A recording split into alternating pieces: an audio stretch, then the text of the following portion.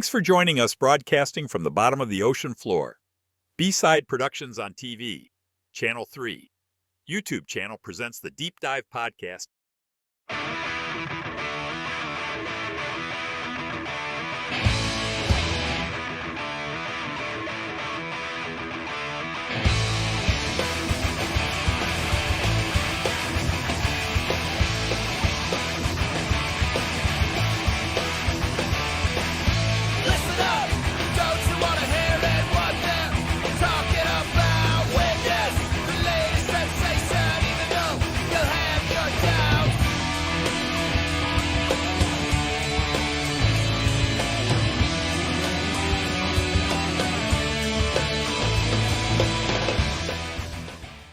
Get ready for a deep dive into a story that honestly sounds like something out of a movie.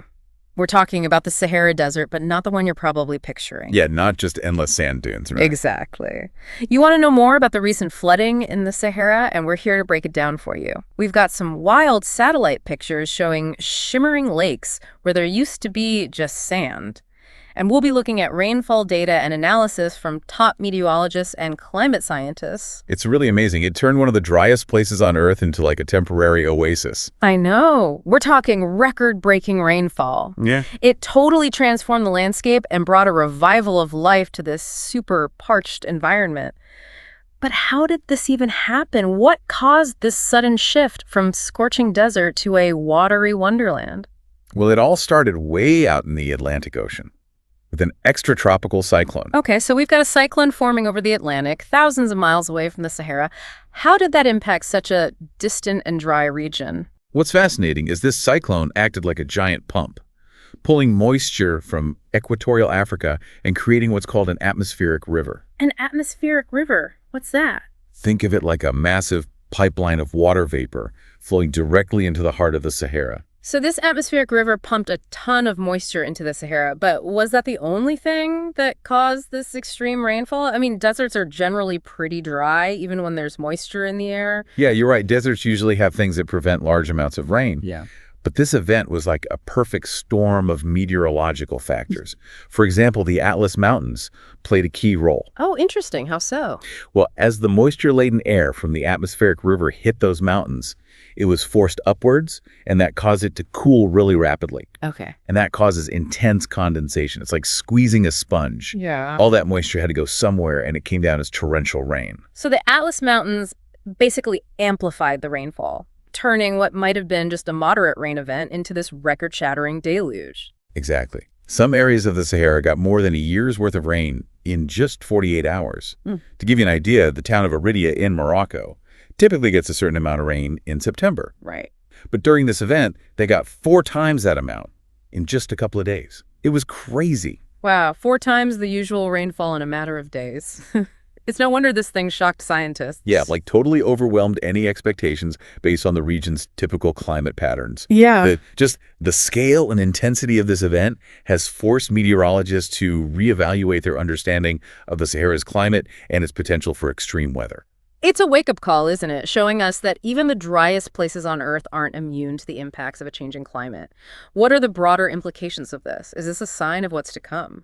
Well, this event offers a really valuable opportunity to understand atmospheric dynamics in the face of climate change. Okay. While a single event can't be directly attributed to climate change, the increasing number of heavy precipitation events in the Sahara definitely raises some concerns.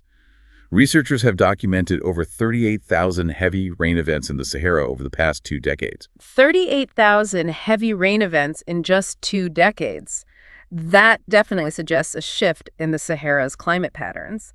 So how do scientists explain this increase in extreme rainfall events, not just in the Sahara, but around the world?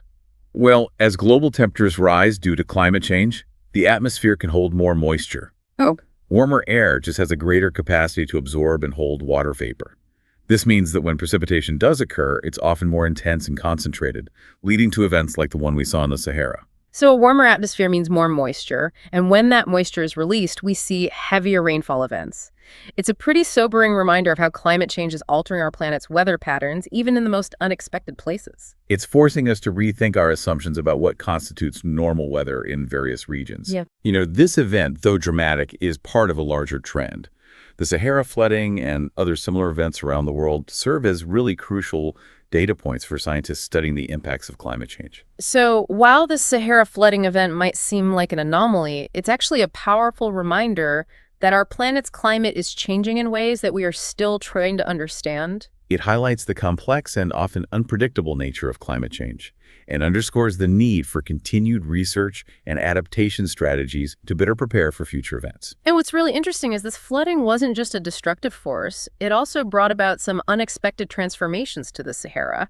Have you seen those satellite images of lakes forming in the middle of the desert? It's crazy. The images are incredible. It's such a clear visual representation of the power of water to reshape the landscape, even in a place as arid as the Sahara. Thanks to NASA's satellite imagery, we can see the extent of this transformation. Places that were once just endless sand dunes are now dotted with these, shimmering bodies of water, some spanning several square kilometers. It's like something from another planet, but it happened right here on Earth. And the impact of this sudden appearance of water goes way beyond the visual. It's also creating unique research opportunities for scientists, right? Totally. Geologists and hydrologists are particularly excited about this event. It allows them to observe processes that usually occur over really long timescales. Right. A rare opportunity to study how water behaves in such an arid environment and what happens when an ecosystem that's been dry for centuries is suddenly inundated. It's like a fast-forward glimpse into the geological history of the Sahara, revealing clues about its wetter past and how it might respond to future changes. It's also a chance to study how quickly ecosystems can rebound. For example, Lake Eri in Morocco was completely dry for over 50 years, and now it's back, filled with water and surrounded by palm trees reflecting in the desert sky. That's incredible. It's a testament to the resilience of nature, even in the face of extreme change. Lake Eri is a fantastic example. It highlights how this flooding event has revived dormant ecosystems, bringing a burst of life to a landscape that seemed eternally parched. And it's not just the large-scale features like lakes that are changing. The sudden influx of water has also triggered a cascade of responses at the micro level, in the soil itself. This is where it gets really interesting for me, the ecological responses. Tell me about how the plants and animals reacted to this unexpected deluge. It's amazing to see how resilient life is in such harsh conditions. Dormant seeds, buried beneath the sand for who knows how long, suddenly had the moisture they needed to germinate. Wow. Patches of green just started appearing across the desert landscape, creating this stark contrast against the golden sand dunes. We're seeing plants that haven't been documented in decades suddenly springing back to life. It's almost like the desert was just waiting for its chance to bloom again. And it's not just the plants, right? What about the animal life? Have there been any notable changes in animal behavior or migration patterns? Absolutely. We've seen changes in bird migration patterns, with water birds making unexpected stops at these newfound oases. Like rest stops. Yeah, exactly.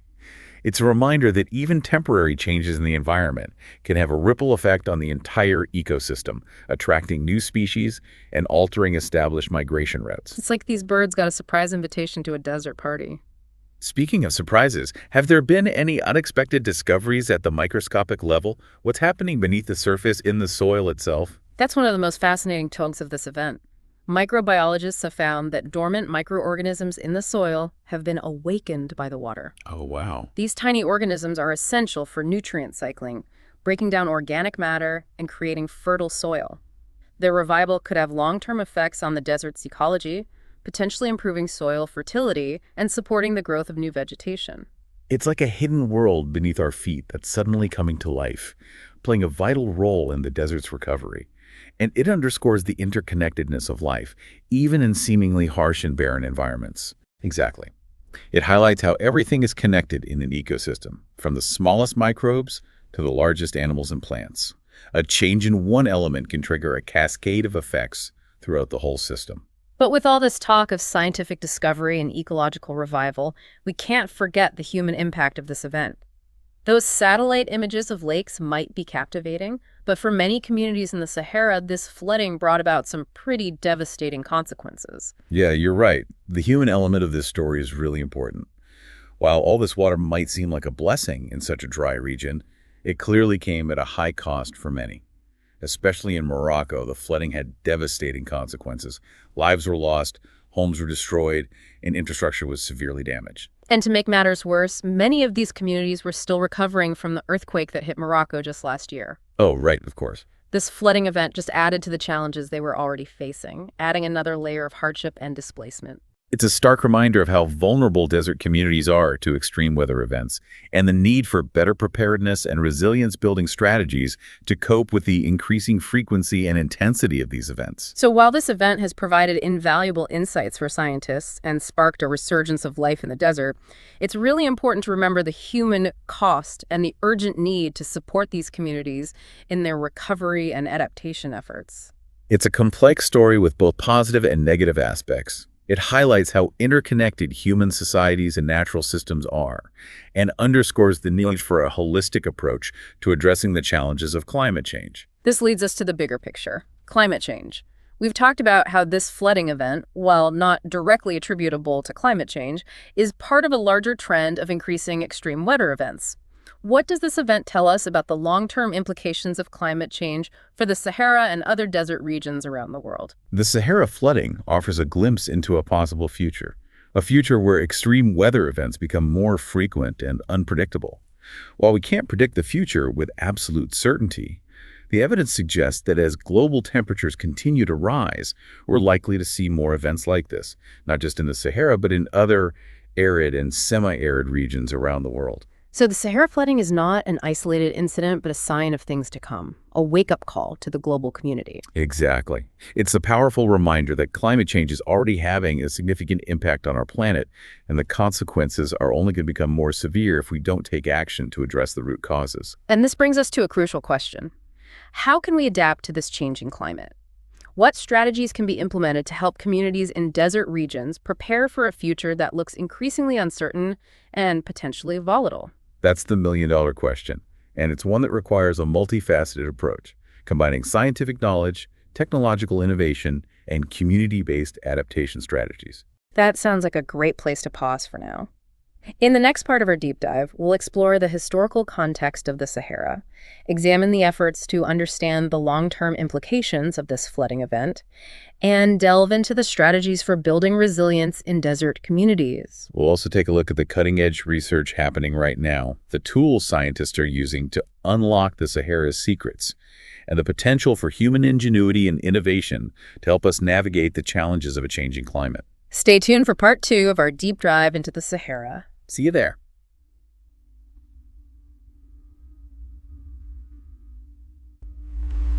Welcome back.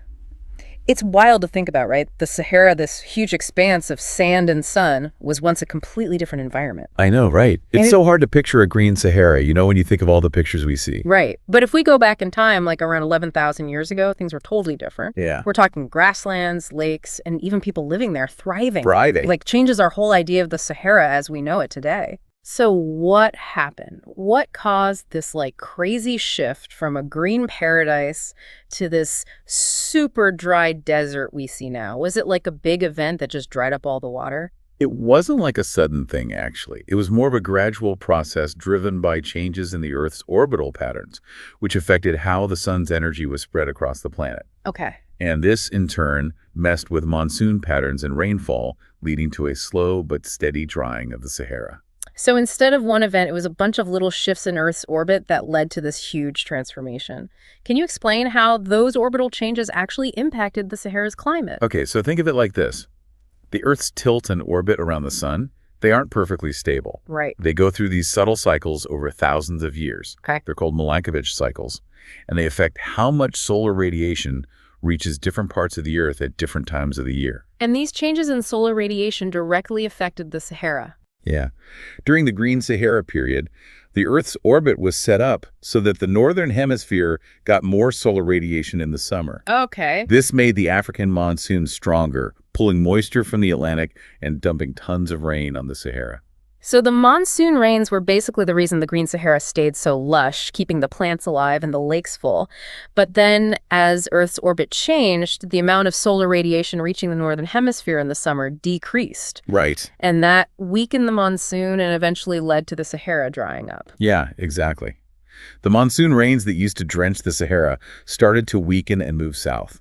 Over thousands of years, the plants died off, the lakes dried up, and the desert slowly took over what was once a green landscape. It really makes you think about how powerful these long-term climate cycles are and how even tiny changes in Earth's orbit can reshape entire landscapes over time. The Sahara's transformation really shows how dynamic our planet's climate system is and what a huge impact these subtle long-term shifts can have on ecosystems and us. And it's fascinating that scientists are now studying this historical period to understand how the Sahara might continue to change because of climate change today. It makes sense to look to the past for clues about the future. By studying what caused the Green Sahara to dry up, researchers can get a better grasp on how the region might respond to rising temperatures and shifting rainfall patterns. So we're using the past as a key to unlock the secrets of the future. Exactly. It's like having a time machine that lets us see how the Sahara ecosystem reacted to similar climate shifts in the past, Right. just at a much slower pace. Right. We can use this knowledge to improve our climate models and make more accurate predictions about how the region might change in the coming decades and centuries. Speaking of climate models, how are scientists incorporating this historical data into their models to predict the future of the Sahara? What kind of future are these models showing us? Scientists are using really sophisticated models to simulate different climate scenarios. Oh. They include things like greenhouse gas emissions, deforestation, and changes in land use to see how these factors might work together and affect the Sahara's climate. So they're not just looking at what happened in the past, they're also considering how human activities might impact the Sahara's future climate. Exactly. And while the models can't predict the future perfectly, there's general agreement that the Sahara will probably keep getting warmer and drier in the coming decades, maybe even faster than during the historical drying period. Even warmer and drier. That sounds pretty serious. What does that mean for the people and ecosystems that depend on this region? It would definitely have some major consequences, Yeah. like increased desertification, less available water, and more frequent and intense heat waves. These changes would put a lot of pressure on communities and ecosystems that are already vulnerable. So the stakes are pretty high. Understanding how the Sahara might change in the future isn't just an academic exercise. It's really important for making smart policy decisions and figuring out how to protect the people and ecosystems in this region. Totally agree.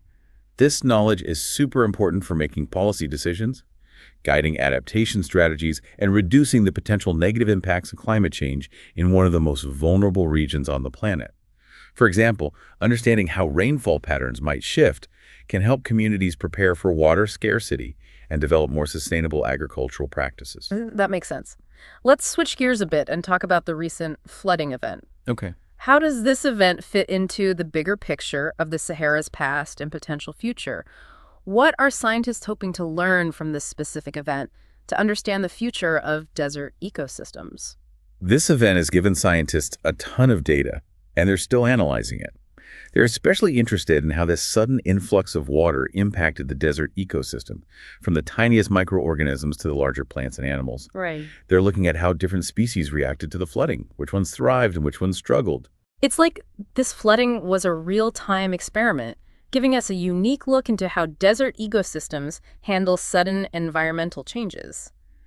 What are some of the key areas of research that have come out of this event? Soil ecology is the big one. Okay. They're looking at how the flooding affected the soil microbiome, which is the community of microorganisms that live in the soil. So it's about understanding that hidden world beneath our feet and how it affects the health of the desert ecosystem. Exactly. The water probably woke up a whole bunch of microbes that were dormant in the dry soil. Scientists are studying how these microbes responded to the change, what they did for nutrient cycling, and how their activity might have helped the desert ecosystem recover. It's amazing to think about how this one event set off so many responses, from the smallest microbes to the largest animals. Yeah. It really shows how intricate the web of life is, even in harsh environments like the Sahara.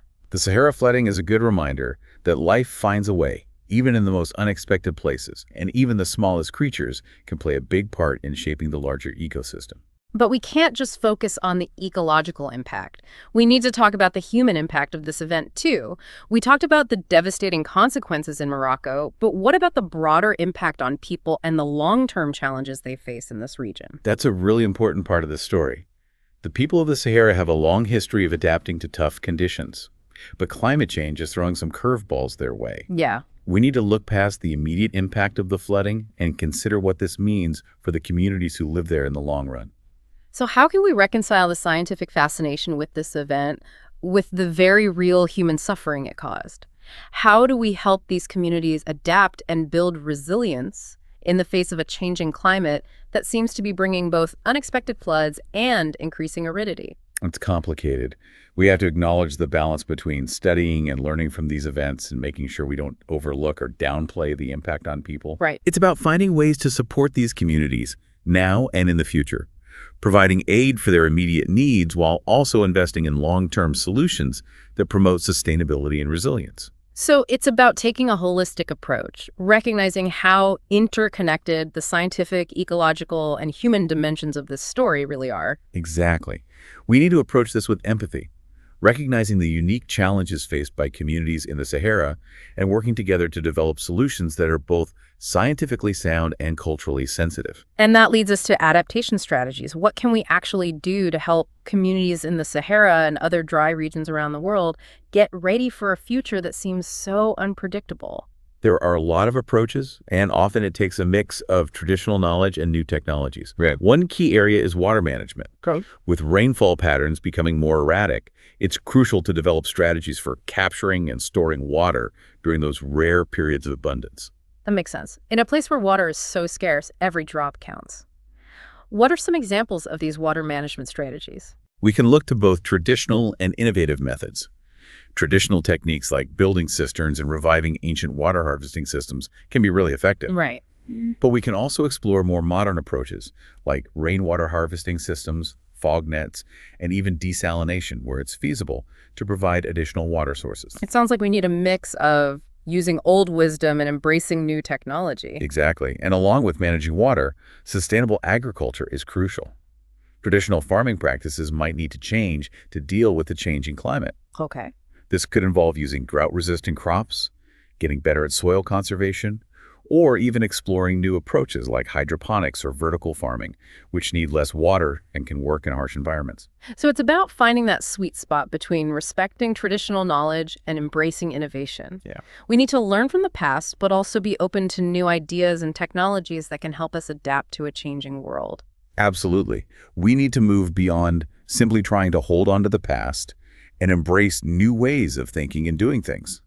The Sahara flooding really shows us that the old ways might not be enough anymore, especially with the climate changing so rapidly. We need fresh solutions and a willingness to try new things. That's a great point. It's not just about clinging to what we know, but being open to learning, adapting, and innovating. Exactly.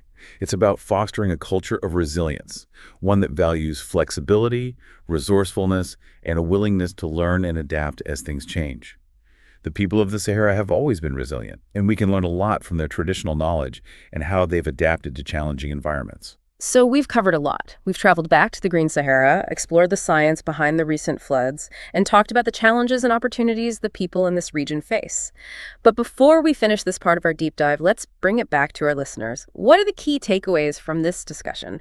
Why should they care about what's happening in a desert so far away? That's a good question. While the Sahara might seem like a distant and isolated place, what's happening there affects all of us. The Sahara flooding is like a mini version of the challenges the whole planet is facing. Climate change, extreme weather, resource scarcity, and the need for humans to adapt. By understanding what's happening in the Sahara, we can gain insights into the bigger trends shaping our world and figure out what we need to do to build a more sustainable and resilient future. So it's not just about one desert. It's about our whole planet, our future together, and our responsibility to take care of it. Exactly. The Sahara flooding is a wake-up call, telling us to pay attention to the changes happening all around us, to challenge our assumptions, and to embrace a more holistic and interconnected way of thinking about our place in the world. It's a reminder that we're all part of this complex and interconnected system, and what we do or don't do has ripple effects that go way beyond what we can see. Right. What happens in the Sahara doesn't stay in the Sahara. It impacts us all. It's a call to action, urging us to move beyond just the spectacle of the event itself and engage with the deeper questions it raises about how we relate to the planet, our responsibility to future generations, and our ability to be resilient and adapt in the face of unprecedented challenges. So as we head into the final part of our deep dive, let's keep those questions in mind. Yeah. The Sahara flooding is a story that's still unfolding, and what we learn from it could shape how we understand the planet and our role in it for generations to come. In the next part of our deep dive, we'll focus on the research that's happening right now to try and unravel the mysteries of the Sahara. Okay. We'll look at the cutting-edge technologies and innovative approaches being used to study this dynamic landscape and what those discoveries might tell us about the future of deserts all over the world. Great.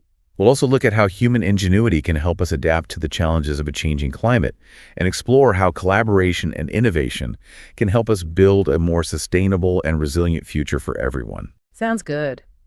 So join us as we continue to explore the Sahara, a landscape that keeps surprising us, inspiring us, and challenging how we understand the natural world. Until then, keep those questions coming. Welcome back to our deep dive into the Sahara. We've covered a lot, from the green Sahara to the crazy flooding that happened recently. Now let's talk about all the research that's helping us understand the super interesting and ever-changing landscape. The Sahara is like a giant living lab. Researchers are using some really advanced tech in innovative ways to unlock its secrets. It's pretty amazing to see how they're putting together the pieces of the puzzle to understand the Sahara's past, present, and future. Yeah. We talked about using the past to make sense of the present, but what does that actually look like? What kind of research is happening to reconstruct the Sahara's history with climate? Well, scientists are digging into ancient lake beds, analyzing fossilized pollen and studying rock formations. Wow. To try and piece together a picture of what the Sahara's climate was like over thousands of years. Like if you analyze the layers of sediment in those old lake beds, you can actually track changes in rainfall and what plants were growing there over time. So they're looking for clues right in the earth itself, like reading a history book written in sand and stone. What can those ancient records tell us about how the Sahara might react to climate change today? They give us a baseline to compare things to. By understanding how the Sahara reacted to warmer or cooler periods in the past, scientists can get a better idea of how it might react to the climate changes we're seeing now.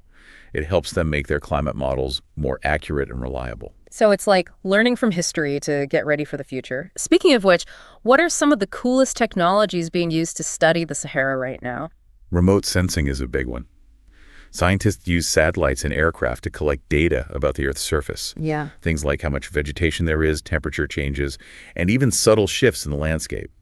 Some satellites even have LiDAR on board, which is a technology that can create these super detailed 3D maps of the Sahara. Wow. They can reveal stuff like ancient riverbeds, hidden oases, and even archaeological sites buried under the sand. It's like having X-ray vision for the desert. We're seeing the Sahara in a whole new way, uncovering things that we couldn't even see before. It's pretty amazing. And it's not just about the big picture either. Right. The advances in DNA sequencing technology have totally changed how we understand microbial life. Oh, that's right. Scientists can now analyze the DNA of microorganisms living in the Sahara's soil and water. And it's revealing a whole hidden world of diverse life that we didn't even know existed. So even in this seemingly barren landscape, there's a whole universe of life teeming just below the surface. What can studying these microorganisms teach us about the Sahara's ecosystem? These little guys are super important for how the ecosystem works. Okay. They break down organic matter, cycle nutrients, and even affect the soil's ability to hold water. Right. Understanding their role in the Sahara could help us with everything from farming to dealing with climate change. It's another reminder that even the tiniest creatures can have a huge impact on the planet. What's really interesting to me is how this research is blurring the lines between different areas of science. Yeah. We've got geologists, biologists, climatologists, even archaeologists, all working together to understand the Sahara. It's pretty cool. That's one of the most exciting things about this research. It's truly interdisciplinary. Yeah. Scientists are breaking out of their usual boxes and collaborating across different fields to get a more complete understanding of the Sahara as this complex and interconnected system. This integrated approach seems like the way to go, especially for tackling the challenges of climate change in a place as vulnerable as the Sahara. Definitely. It's all about connecting the dots, seeing how different factors influence each other, and using that knowledge to come up with effective ways to adapt and mitigate those effects. With all this research going on, what's the big goal? What are scientists hoping to achieve by studying the Sahara so closely? Ultimately, it's about understanding how the Sahara works as an ecosystem, how it's being affected by climate change, and what might happen to it in the future. Yeah. This knowledge is key for making informed decisions, guiding conservation efforts, and helping communities adapt to a changing environment. It's not just about collecting data, it's about using that data to actually make a difference, to protect this unique and important ecosystem and the people who rely on it. You got it. The Sahara is like a living laboratory. Yeah. The things we learn there can be applied to other desert ecosystems around the world, helping us manage these fragile environments better and make sure they can withstand future challenges. But it's not just about science and technology, right? We can't just rely on scientific breakthroughs to solve the problems the Sahara faces. Right. It's also about human ingenuity, innovation, and working together. Right. We need to empower the people who actually live in the Sahara and include them in finding solutions. Couldn't agree more. We need to tap into the creativity and resourcefulness of the folks who called the Sahara home. Combining the traditional knowledge that's been passed down for generations with modern science and technology could create this powerful force to help us overcome the challenges of climate change. I love that idea of blending traditional knowledge and modern science. It's about acknowledging that different perspectives have value and working together to find solutions that are effective and also make sense culturally. Absolutely. It's about being more inclusive and equitable when it comes to science and innovation, respecting the wisdom of local communities and empowering them to be the caretakers of their own environment. So as we wrap up this deep dive into the Sahara, I'm left with a sense of awe and also a lot of hope. Yeah. Awe at the incredible beauty and resilience of this amazing landscape and the ingenuity of the people who have called it home for centuries. Yeah. And hope, because I know that by using scientific knowledge, technological innovation, and community-driven solutions, we can create a better and more resilient future for the Sahara and our whole planet. The Sahara flooding, though it's a stark reminder of the challenges we're up against, is also a story about adapting, innovating, and how life finds a way to thrive even in the toughest places. Yeah. It gives us hope and inspires us as we face a changing climate. I think that's a great note to end on. Thank you for joining us on this deep dive into the Sahara. We hope you'll keep exploring, keep asking questions, and continue to be amazed by our planet. Don't forget, the conversation doesn't stop here. Share your thoughts, your questions, and what you've discovered with us. We're all on this journey together. Until next time, keep exploring.